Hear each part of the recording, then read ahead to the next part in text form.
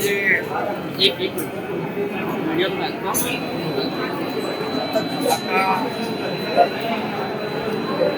हे उशिरा उठलेलं शांत म्हणावं लागेल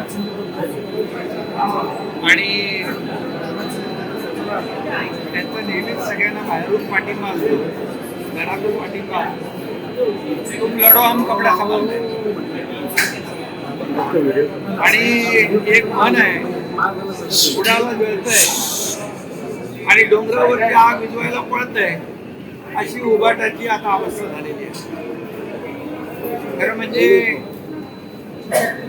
विद्यार्थ्यांचं जे आंदोलन, सोनम वांगचूक यांचं जे आंदोलन आहे, एकंदरीत जेव्हा जेव्हा सरकारच्या विरोधामध्ये अशा प्रकारची आंदोलनं जे जे लोक करतात त्यांना मात्र यांचा पाठिंबा असतो.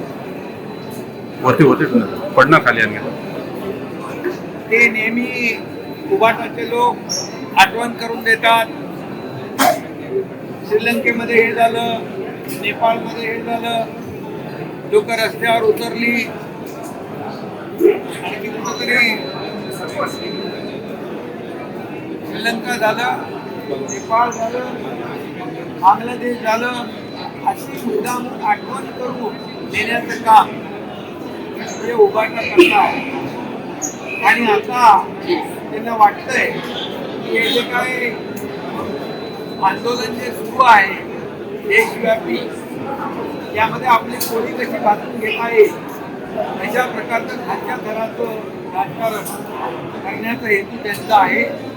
म्हणजे देशामध्ये आणि राज्यामध्ये अराजकता कशी पसरेल, कायदा सुव्यवस्था कशी बिघडेल आणि लोक रस्त्यावर येऊन आंदोलनं कशी करतील, अशा भ्रमामध्ये ही सगळी मंडळी आहेत.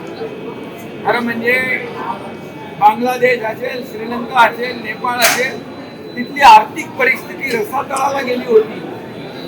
तिथं अर्थव्यवस्था कोलमडून गेली होती, लोकांचे खाण्याचे बांधे झाले होते.